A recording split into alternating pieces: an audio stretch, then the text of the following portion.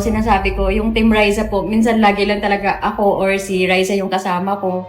Kasi ito po si Ate Nicole, mahihain po sa camera to. So siya lang yung nag-i-edit, siya yung nagbi-video sa akin. Tapos sinitan din po.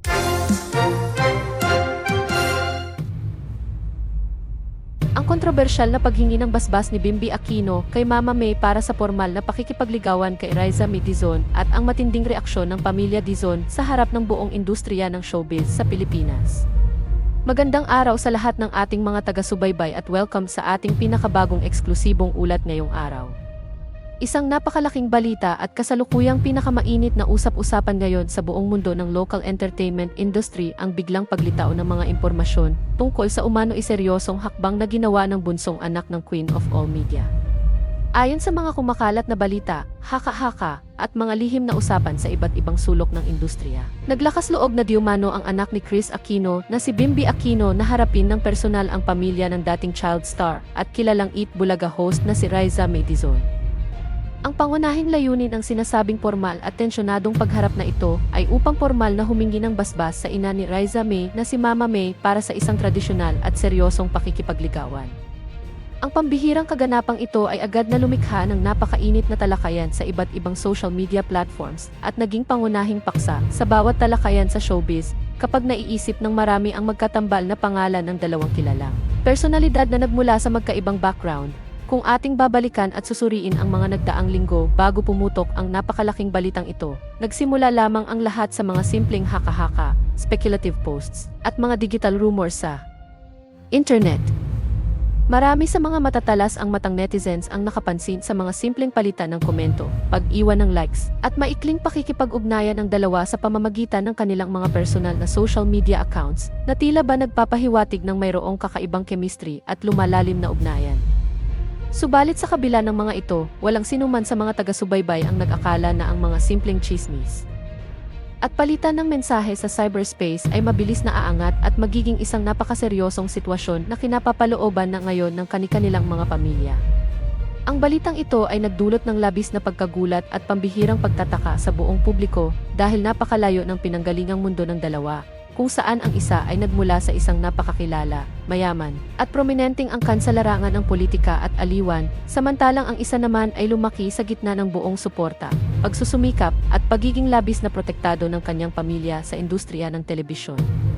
Sa mga nakalap na detalye at salaysay ukol sa sinasabing tensyonadong pagtatagpo ng dalawang kampo, inilalarawan ng mga nakakaalam ang buong kapaligiran bilang isang napakaseryoso at may mataas na antas ng emosyon habang nag-uusap ang magkabilaang panig sa isang pribadong lugar.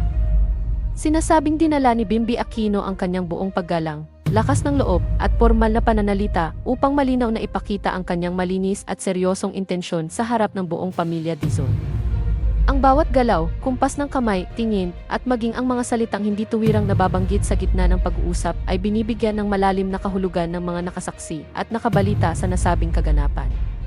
Ang lakas loob na pagharap na ito ay itinuturing ng marami sa industriya bilang isang napakalaking pagsubok para kay Bimby upang patunayan na ang kanyang damdamin ay hindi lamang isang pampublikong gimmick o usaping pang showbiz, kundi isang tapat at totoong hangarin na sundin ang tradisyonal na paraan ng panliligaw na nakaugalian na sa kulturang Pilipino.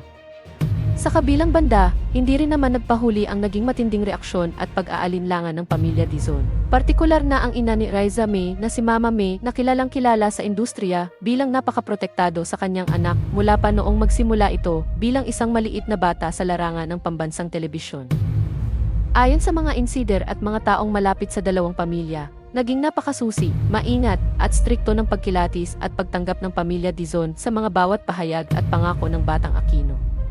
Laging isinasaalang-alang ng pamilya Dizon ang kapakanan, ang patuloy na pag-unlad ng karera, at ang matagal ng pinangangalaga ang katahimikan ng buhay ni Riza May na matagal nang nagsumikap at nagtrabaho ng maigi sa mundo ng telebisyon.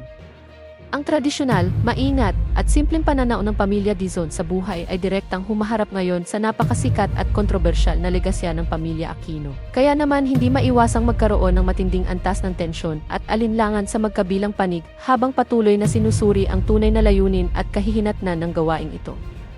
Dahil sa pambihirang kaganapang ito na labis na gumulat sa industriya, marami na rin sa mga matatagal na kritiko, usisero, at tagamasid sa mundo ng pampublikong aliwan ang nagsimulang mag-analisa at magbigay ng kani-kanilang kuro-kuro kung ano ang magiging matinding epekto nito sa tinatawag na power dynamics sa industriya.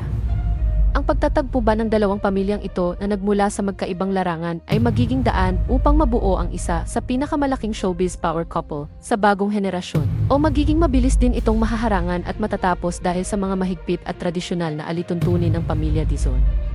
Ang bawat maliit na detalye ng balitang ito ay patuloy na sinusubaybayan ng milyon-milyong Pilipino sa loob at labas ng bansa na gustong makakita kung paano nga ba magtatapos ang ganitong klaseng kwento ng pag-ibig at usapin na nagmula sa mga simpleng haka-haka sa internet at ngayon ay nagiging isang malaking kontrobersya na sa totoong buhay ng mga sikat na personalidad.